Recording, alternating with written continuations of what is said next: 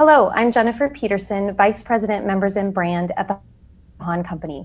Businesses are making plans to return to the office, and there are some top strategies and things to consider, including making sure you're creating enough space between employees and also thinking about the space division that you need to create so that people have, separation between others.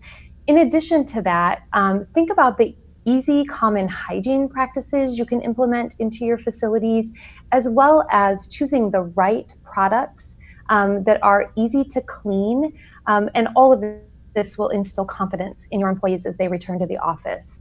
As people are continuing to work from home, it's also important to consider keeping them in a routine, in a dedicated space with the right ergonomic task chair, table, desking solutions that help employees be productive and healthy and can be done through a corporate standards program. For more information on all of this, visit our website at han.com.